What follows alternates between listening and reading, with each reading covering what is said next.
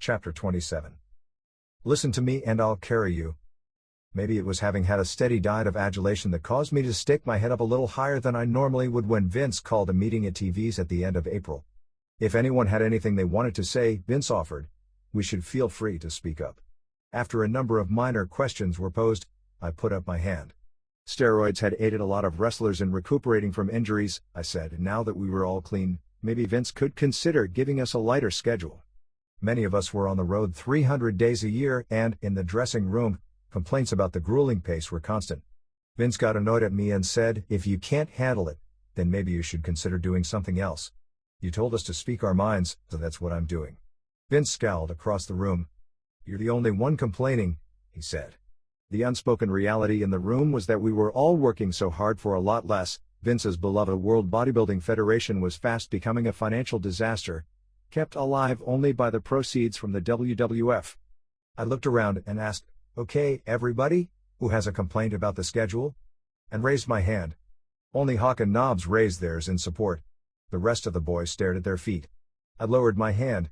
All we ever did was complain, but it seems only to one another. Typically, after the meeting, various wrestlers thanked me for speaking up, explaining that they hadn't joined in because they were scared to lose their jobs, as they had good reason to be. A lot of the steroid freaks were now missing from the roster, the latest casualty being Davey Boy, who had just that day got a 6-week suspension for testing positive for steroids.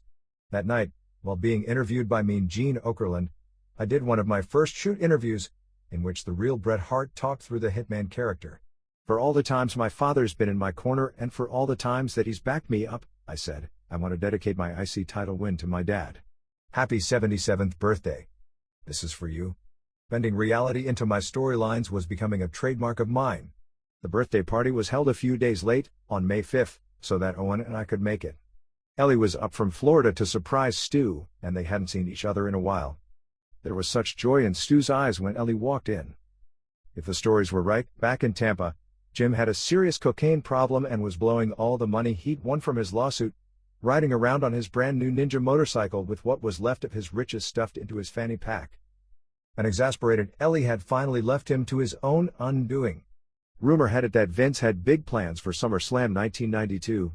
J.J. Dillon, Vince's talent coordinator, whose job was basically doing Vince's dirty work when it came to finding, firing and delivering other bad news, let slip that the pay-per-view was possibly going to be in either Washington, D.C., or London, England. I went to see Vince. If he still wanted me to drop the belt to Shawn Michaels, I had an idea for that match that I wouldn't even tell him until he promised me that he'd never use it for anyone else. Vince agreed, so I told him about the concept, a ladder match. The more I told him, the more he liked it. Also, if the SummerSlam was held in England, I suggested, why didn't I drop the IC belt to Davey there? Davey could, in turn, drop it to Shawn shortly thereafter. The pop in the UK would be huge because Davey was a homeboy. Vince told me he liked both ideas. At the next TVs, he asked me to show him a ladder match. I could do it with Shawn, I said. I rang Davey as soon as I left Vince's office to tell him, but he was so down about his suspension that he showed little enthusiasm. Even though it was 3 months away, the match with Davey soon became almost all I thought about, piecing it together move by move in my head. I'd kept an old but terrific finish of Leo Burks tucked away in my head for just the right moment, and this would be it. The bigger news hitting the dressing room was about Liz flying the coop on Randy. She'd apparently become fed up with Randy's controlling nature, and had gone into hiding. Randy was fluttering around like a broken-hearted peacock. He really loved her, maybe too much, and we all felt for him. To the best of my knowledge, he'd been true to her all these years. I remember envying Randy for being able to bring his pretty wife on the road, but in hindsight it seems to me that never being out of each other's sight contributed to the demise of their fairy tale romance. By the time I got to TVs in Hamilton on June 1st, it was official, SummerSlam would be at Wembley Stadium in London. Davey was back on the road, and Vince was going ahead with my idea to drop the IC belt to him. A big black wrestler by the name of Charles Wright had just joined the WWF. He was bald and covered with tattoos. Management gave him a voodoo gimmick and called him Papa Shango. That night in Hamilton, Vince started an angle between Shango and Warrior that was so cartoonish that it would have been funny, except that it was evidence of one of the few times that Vince was embarrassingly off the mark. The fake blood and flash paper fire were so phony that the fans laughed when it wasn't intended to be funny. Meanwhile, Warrior was selling it to death. Clearly Vince was missing the balance that had come from Pat Patterson's contribution of wrestling smarts. Another perfect example of that loss of balance was Vince's idea to reunite the Legion of Doom with a ventriloquist dummy named Rocco, which was supposed to be a long-lost childhood toy that had some kind of power to lead them on. The gimmick drove Hawk, in particular, crazy. And there was Owen making the very best of being tagged up with Coco, who clapped and sang like he was in a gospel revival tent. Owen danced and clapped along, smiling through clenched teeth, wearing ridiculous, baggy, fluorescent green pants held up by suspenders, because it was better being a funky white boy than taking hip tosses from old Germans. Macho Man was the WWF World Champion, and he was still working with Flair. Randy had been stuck with the big belt with the hope that he could carry a company that was sinking fast. At least he and Flair were having reasonable, credible matches, in contrast to Warrior and Shango. But nobody was over anything like Hulk, who was now doing TV commercials for Right Guard deodorant. It infuriated Vince that Hulk had cut him out of the deal. Hogan still remained the biggest name in wrestling, even when he was gone. I managed to get back home for my 35th birthday. While I was home, Vince sent up a camera crew to shoot vignettes revolving around fictitious tension in the Hart family, which was part of the storyline to build heat for my match with Davey at SummerSlam. Wembley Stadium was completely sold out. More than 80,000 tickets went in less than 10 hours. In some of the vignettes, my mom was portrayed as being so emotionally distraught by the family friction that she couldn't finish the interview. In others, Bruce was told to knock me for having a big ego, which he did a little too persuasively. On July 20th, I shot an angle with Papa Shango, and it wasn't anywhere near as phony as the voodoo angle he did with Warrior. Charles Wright was a tad green, but he was big, strong, and eager to improve, and I was happy to help him any way I could. The following day I arrived early at the building in Portland, Maine, to make sure that the 15-foot ladder for my match with Shawn Michaels could be climbed up on both sides, and that it was sturdy and safe to work with. I was dog-tired. I'd been working hard to build up my cardio, and the 3 matches I'd wrestled the night before could only help, as long as I didn't get too beat up. Early that morning, I'd worked out at a local gym and was amazed to see Ric Flair blazing a trail on the Stairmaster next to me, despite being hungover from his usual night of hard drinking. Flair was easily one of the fittest wrestlers I have ever seen. As he sweated out his poisons, he didn't show any sign of slowing down. Later on, Shawn came and found me in the dressing room, scratching his head as he tried to figure out what this crazy idea of a ladder match was all about. I knew how successful this type of match had been in my dad's territory, and I could just imagine its potential in the WWF. That night, Shawn and I put on a decent trial run. Unfortunately, Vince missed it. After the TV taping, there was the usual party atmosphere at the hotel, but I was careful not to indulge. As part of my training regimen leading up to SummerSlam, I cut back on drinking and late nights. Davey, however, had no trouble throwing them back. So we're all surprised the next morning when he was suddenly in severe agony. He'd injured his knee during his match the night before, but the handful of Demerol he'd taken afterwards had numbed him enough to convince him he was okay. Then, in the wee hours of the morning, the drug wore off. Davey was rushed home to where he and Diana were living in Florida and ended up being off for the rest of the summer, which made me worry about our upcoming match, and about him. A few days later, Owen also injured his knee. He would be out of action for the next few months. As the summer slipped away, I spent my time training and working on another big cartoon drawing of all the wrestlers, this time for Vince. I couldn't help but feel indebted to him. I constantly phoned Davey down in Florida, but all Diana could tell me was that he was out with Jim somewhere. I finally tracked Jim down just hours before I was leaving for England and was shocked when he told me that he'd just taken Davey and Diana to the airport. Davey was high as a kite when he caught his flight, Jim said, because he'd been all night smoking crack with him. Jim told me that Davey had a gorilla on his back and he was worried about him. I wish Jim would take a good look at himself. I couldn't have been more disappointed in Davey, and feared he would end up making us both look bad. I remembered Vince asking me, back in Binghamton, if I was sure I could go on last in the main event. I can promise you nobody will be able to follow us, I'd said, and when I asked Vince whether he wanted me to run the finish past him, he told me, I don't want to know, surprise me. I'd never ever heard him say that to anyone else before, or after, but now I truly had no idea what surprises the match was likely to have in store. When I arrived in London, hundreds of fans poured out of the hotel lobby to chant my name in the streets. I set out to find Davey, but he was off somewhere with Diana and his family. I didn't see him until the required entrance rehearsal at Wembley Stadium the night before the show. When I asked him why he hadn't returned my calls all summer, he wasn't able to look me in the eye. He fessed up that he'd been smoking crack with Jim for weeks and was now terrified. He'd gone back to being that same helpless kid I'd rescued from Dynamite 10 years earlier. "Trust me, Davey, and I'll do all I can to get you through tomorrow, okay?" He nodded, and I sat him down for a crash course, going over and over our match and making him recite the moves back to me. It was now completely up to me to save our match. The following day we arrived at Wembley early. The sun hid high in an overcast sky, but there was a collective sigh of relief because it looked like it wasn't going to rain. Shortly before the show was to start, I was summoned to a meet and greet with a room full of fans, most of whom had been given British Bulldog t-shirts as part of a promotional contest. There was one little boy wearing a Hitman t-shirt confidently arguing to some of Davey's grown-up supporters that I was going to win. As he held his dad's hand, he politely asked me whether I could give him my glasses when I came out. I tousled his hair and said, "If I can find you, they're yours." In the dressing room, Hawk gave me a sour smile as he casually popped 3 Placidals into his mouth and hung his tongue out where they stuck just long enough for him to wash them down with black coffee. I guess Rocco the talking dummy was getting to him even more than I'd thought. Why anybody would do that was beyond me. I liked Hawk and sensed in that instant that he was at some personal breaking point on his own road to self-destruction. Once the show started, I worried and waited, fearing that the other wrestlers would run too long, leaving me and Davey with not enough time to tell our story. If we ran out of time, it would be my tough luck, since if Davey beat me in a short match, it could ruin me in England.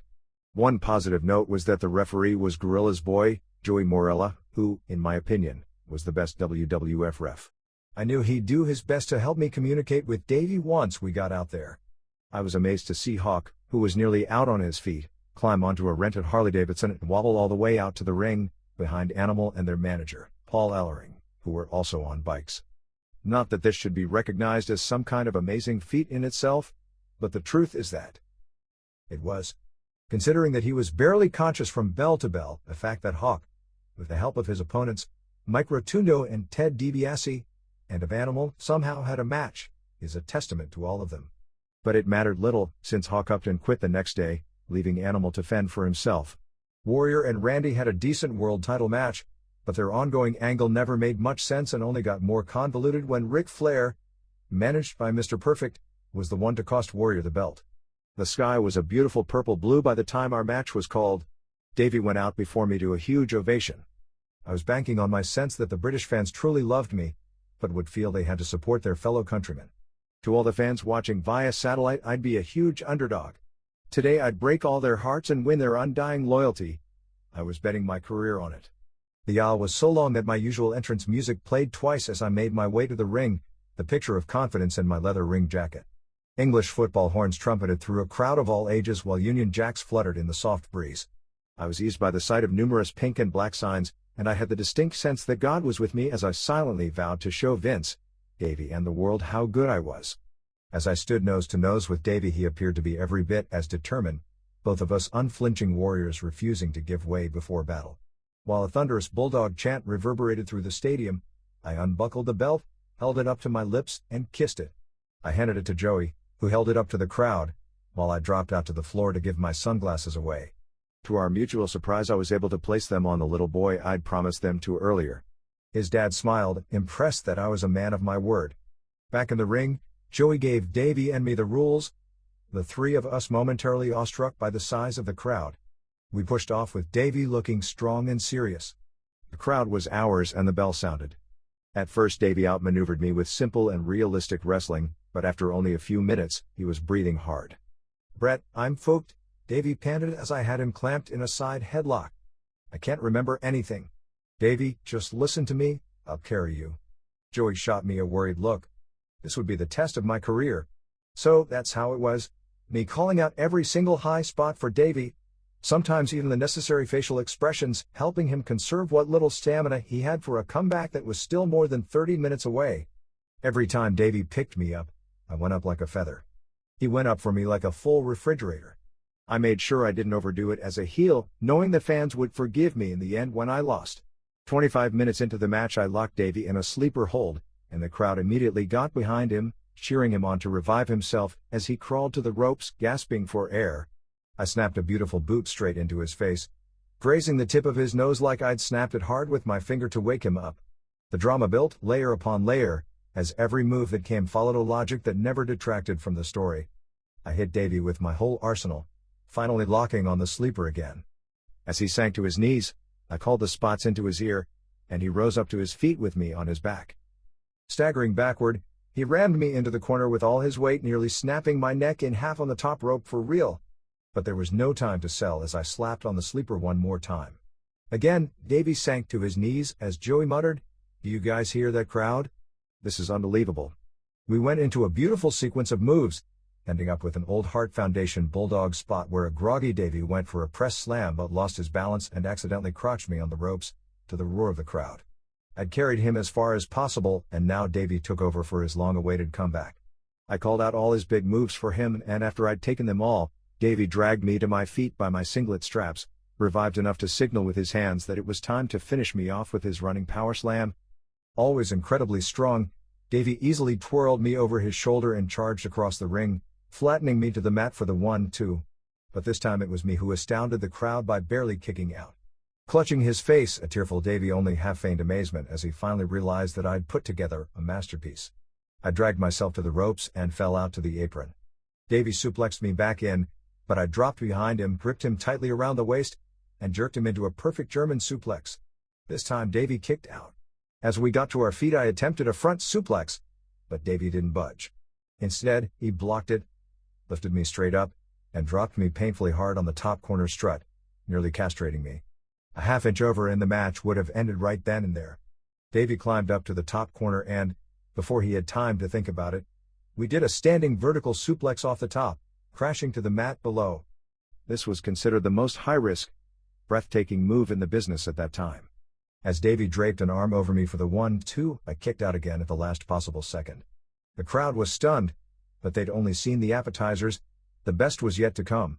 After a double clothesline, both Davey and I lay writhing in a heap as Joey started a 10 count. If the fans only knew that I had come up with this move one night at about 3 in the morning. I had woken Julie up and somehow managed to talk her into lying on the floor next to the bed to see whether it would work. Now I entwined my leg through Davey's, and before anybody quite knew what I was up to, I twisted him over into my sharpshooter with no escape, right in the middle of the ring. The crowd went nuts as I fought with all my strength to stop Davey from crawling to the ropes, dragging me behind him. When he reached them, there was an explosion of relief. Nobody had ever escaped the sharpshooter before. As I dragged myself to my feet, exhausted, I could see my invisible banana peel lying in the middle of the ring. Joey kept muttering, "Unbelievable." The time had come to break the hearts of all my fans and forever change my destiny. "Let's go home," I called as I slammed one last lifter into Davey's chest, rocking him hard enough to send sweat flying into the air. I squeezed his wrist as the cue to reverse me into the ropes, and I dove over him for a sunset flip, the simplest move in wrestling. But instead of falling backwards, we did the old Leo Burke finish. Davey fell forward, hooking my legs with his arms, collapsing on top of me and pinning me beautifully. 1, 2, 3. We did it. I did it. There was a deafening roar as Rule Britannia played and Joey gave Davey the IC belt. After 37 grueling minutes, I lay on the mat feigning being heartbroken, but in fact I was elated. I was also exhausted and in considerable pain, but I knew that the handshake at the end would top it all off, the last detail in this drama. I made out that I was too pissed off to shake Davey's hand. I'd planned all of this with Davey, but it became painfully obvious to me that he'd forgotten all about it. I desperately tried to make eye contact, but he was oblivious as Diana climbed into the ring crying, I can only assume for real. I'm thinking, come on, Davey, look at me and it will make them all cry. But Davey never caught on. Instead, he was trying to milk the crowd. I was thinking, the drama is with me, not them, for fuck's sake please look at me, Davey. After too many attempts I gave up and just walked over and shook his hand. He completely missed one of the tiny moments that can make it all more real. But what could I do? The torch had been passed. Everything hurt. Even my fingers were sore. When I got back to the dressing room, most of the boys had already left on the bus, but the ones who'd seen the match seemed blown away. I understood the art of losing and the power of sympathy. I knew that in the weeks to come, it would be me who was over more than Warrior, Savage, Flair, even Davey. All of them had been excellently executed. I've always believed this was my greatest match, especially because I'd carried Davey all the way through it without anyone being the wiser. My dad would tell me later that it's one thing to have a great match, but it's another thing to have a great match in front of 80,000 people. Despite knowing it was all a work, and one that I had orchestrated, a deep sense of sadness came over me hours after the match. Losing the IC belt seemed all too real to me. Later that night, I limped into the crowded hotel bar where most of the wrestlers, fans and office were celebrating after the show. Vince came up to me and told me I was the greatest athlete he'd ever seen and that he only wished he had 1 ounce of the athletic ability I had. Jack Lanza and Shane McMahon told me that I had the greatest match of all time and that they both had goosebumps up their arms watching it. I was surprised to see Pat Patterson back, but there he was gushing all over it what a masterpiece it was, especially as I'd pulled it off without any help from him. I told him that I was glad to see him back, and that I'd felt he was unfairly railroaded during the sexual misconduct allegations. By the time I limped to my room and called home, the pain of the match was setting in. Julie barely spoke to me, handing the phone to Blade, whose voice lifted my spirits, but only until he said he missed me, which made me feel sadder. Dallas and Jade were both very emotional while Beans, probably the luckiest of my children because she cared the least about wrestling, consoled me for losing. Julie came back on the line and said she was sorry. I wondered whether she even knew what for. Sorry for the loss of income or for how she'd treated me for the last year or 2, or 3, or 4. I loved her dearly, but as we talked I couldn't deny that my heart was broken and empty. The next day I flew to America and ended up at the usual Holiday Inn in Baltimore watching the match on tape in my room. There was a knock at the door, and I was surprised to see Randy Savage and Ric Flair come strutting in. Randy grabbed my hand and told me, "Brother, that was the mother of all matches." Flair said, "Hitman, let me shake your hand." A couple of hours later, Shawn Michaels came by. He said he heard I had a tape of the match and he wanted to watch it, and so he did. He stared at the screen with a look of amazement, and when it was over he stood up, shook my hand, looked me in the eye and said, "You are the best, man. In-fucking-credible." With the help of a local framing shop, I was able to give Vince his drawing at TVs the next day, along with a letter. Given all that was to happen later between us, I now have to remind myself that at the time I really did mean it. Dear Vince, it has often been difficult for me to express to you my sincere gratitude for everything you've done for me. I wanted to thank you for giving me a chance, and I will forever appreciate all the faith and trust you've put in my ability. Over the past 8 years, and in particular this last year, it has been an honor and a privilege to have played such an important role, to fulfill my wildest dreams, to create works of art on a ring canvas. I created this little masterpiece for you. I hope it makes you laugh and that it brings back fond memories of what has been an incredible 8 years. I thank you, my family thanks you, and I look forward to another 8 more. It's been a blast. Brett. I worried that it reeked of opportunistic suck-holing, but I still handed it to him, and he seemed quite moved. By the time I left Vince's office, I'd somehow managed to get Bruce sort of hired again. Unfortunately, when Bruce called Vince, he was conveniently unavailable and Bruce was handed off to J.J. Dillon. When I spoke with Vince afterwards, he no longer seemed interested in Bruce, who, he told me, had told J.J. that he was going to be some kind of savior of the WWF, and that all of Vince's current storylines were horrible. According to J.J., Bruce said he was going to single-handedly turn things around for the WWF. Of course, Bruce blamed J.J. for the misinterpretation, but I doubted that I'd ever be able to get Bruce a chance again. If Bruce didn't have bad luck, he had no luck at all. On the last day of September, I sat on the balcony of a huge hotel suite looking out over the historic landscape of Berlin. Earlier, I'd posed for a WWF photo shoot at the Brandenburg Gate. I stood where the Reichstag once was, buying tiny chunks of the Berlin Wall to take home as souvenirs. That night I left them standing and cheering at the Deutschlandhalle after a terrific match against Papa Shango. Everything I hoped might happen after SummerSlam was happening, and I felt almost out of control as I rocketed ahead. There wasn't a ticket to be had for Sheffield, Birmingham, Hamburg, Munich, Dortmund, Kiel or Berlin. In fact, the entire tour was sold out months in advance. The European fans were watching American-style pro wrestling for the first time, and it was like another wall coming down. Germany loved me as I loved it, and I actually enjoyed the long scenic bus rides from city to city, usually sobering up from one wild night to the next. I had my headphones on listening to Pearl Jam's Eddie Vedder yelling about running away and seeing the world. Every day mobs of screaming fans, mostly teenaged girls, waited for me at the hotels. I was moreover in Germany than any other wrestler I'd ever seen anywhere in all my years in the business. I wondered about a conversation I'd had with Chief at the Winnipeg TV tapings. Chief told me that Vince was looking for a new world champion and there was a list with 6 names on it, 3 of them circled, and mine was one of them. "You're on it, Stu, so don't fuck up. They're thinking of putting the big belt on you." I was flattered, but I learned not to get my hopes up because nothing is ever for sure in wrestling. If I wasn't wrestling Papa Shango, I was working with Ric Flair, who had taken the title from Savage on September 1st. Every night the crowd stood and cheered while Flair staggered past them dragging the world belt on the ground behind him. In the eyes of my fans, he was lucky to still have it. Flair and I had our best matches over there, while I took such a good beating against Papa that when I heroically battled back and put him in the sharpshooter, German fans wept with joy, chanting Hitman over and over. Every night the barricades were stormed, and more than once I was knocked flat, sometimes with security lying next to me, smiling at the massive tangled sweaty arms pinning us down while I was flooded with kisses and hands squeezing my butt and crotch. I couldn't help but think, you wanted it, you got it. I was Vince's brightest hope now, and I finally understood that he needed me as much as I needed him. Life was great. When I got home from Germany, I found myself in a dressing room in Red Deer, Alberta, to work a sold-out show with Ric Flair. Chief pulled me aside to tell me that on Vince's direct orders I was to catch the very first flight the next morning to Saskatoon TVs and go straight to the building to see him.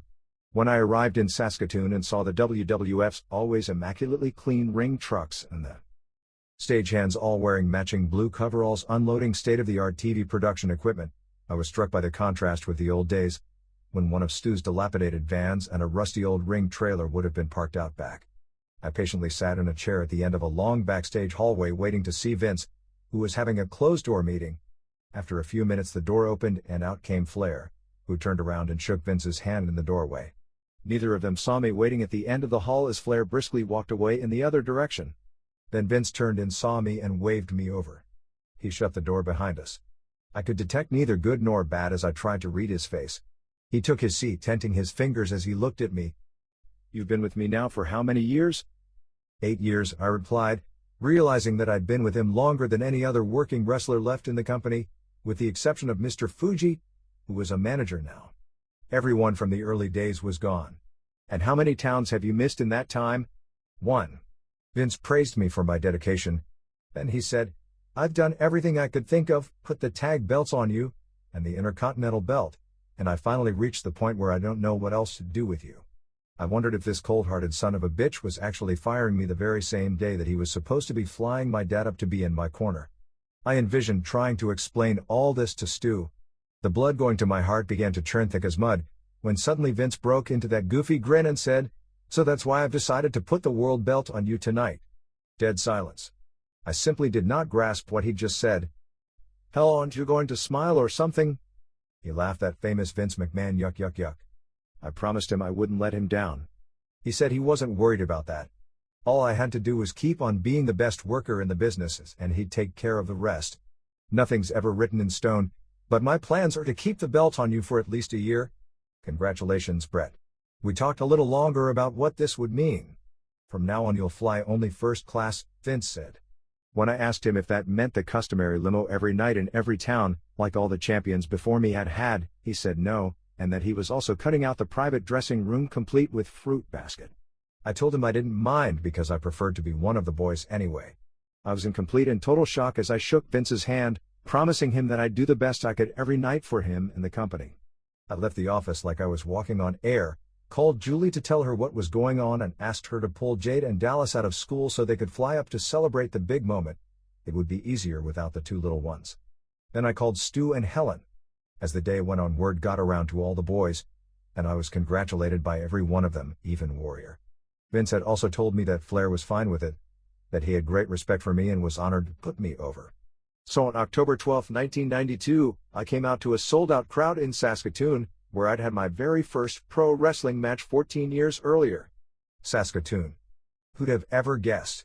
As Flair made his way to the ring, with his manager, Mr. Perfect, I hoped this would be one of the last times that Flair called the match for me. I was going to be the king now. We had the usual tight, repetitive match. Early on, when I had Flair locked in an arm bar, he told me to climb up to the second rope so it would appear to put more pressure on his arm. Somehow, when he jerked me down, I rolled my ankle, injuring it. I had no choice but to keep going. Minutes later he called for a figure 4 leg lock. I scooped his legs and limped around to lock it in when he unexpectedly kicked me off sideways. I fell backward and jammed the middle finger of my left hand on the taut ring rope, snapping it at the knuckle. I sat looking at it and realized that it was bent rather oddly. It felt like I couldn't uncross my fingers. I calmly reached up and grabbed it with my right hand and snapped it back, hearing Kurt groan from the ring floor right behind me as he watched me do it. Nothing was going to ruin this moment. Flair called every spot, even the outdated ones, including a barrage of his painful, stiff open-handed chops that left red handprints across my chest. Some guys liked it stiff, while some worked too light and phony. To me, chops were stupid and brainless and went against everything logical about the business. We're only supposed to pretend we're hurting each other. When you really are hurting and being hurt, you're the mark. The only guy more stupid than the guy chopping you is the guy taking them. I suffered through more than enough chops, out of respect, before exploding into a huge comeback. I suplexed him off the top corner into the ring and stepped into the sharpshooter. My mind flashed back to all those wrestling magazines I created as a kid, the times I made my own championship belts out of cardboard and broken bottle glass. Ric Flair pounded his hands on the mat screaming "Uncle," and my childhood dream became a reality. I was champion of the world. The crowd was stunned, and so was I. No one figured I'd be the one to pull the sword out of the stone. I had to respect that Flair at least passed the torch to me. I came back through the curtain, limping and holding my finger, to an ovation of handshakes and backslaps, Owen clapping the hardest. Before I was taken to the hospital, I did a live interview with Mean Gene Okerlund in which I said, "Since I was small I've been involved in wrestling, my whole family's been involved in wrestling and I've dedicated my whole life to wrestling. My father taught me, took me on the mat and made me feel the pain, and I've listened and learned technical wrestling. I've had my share of wins and losses and I've waited for my whole lifetime for one chance and I've got that chance. I want to thank every single wrestler that I've ever worked against. I've wrestled the greatest wrestlers in the world and learned so much. I want to thank each and every one of them, especially Ric Flair. I want to thank you for stepping into the ring with me tonight and giving me that chance. I also want to thank all my fans all over the world for supporting me all these years. And to all my friends that have backed me up. Most of all, I want to thank God above. God Almighty, thank you for the greatest moment in my life. I'm proud to be the WWF World Champion." Oddly enough, the title match never aired on TV, and afterwards, Flair promptly gave notice that he'd be finishing up in a couple of months to go back to WCW. I limped back to my room late that night after a visit to the hospital revealed that my finger had been dislocated. Julie and the kids were too exhausted to celebrate much. I fell asleep in my cramped hotel room, tired, sore, and hungry. The following night at Regina TV's it was announced that I was the new world champion, and I received a long ovation. After the show I celebrated with all the wrestlers at the hotel bar. Taker, Kurt and Shawn Michaels grinned at me with the deepest respect. Owen, Bruce and Davey all slammed down empty glasses, and even Stu honored me by tossing down a shot of JD. It burned his gums and eyes and really lit him up, like Dracula drinking holy water.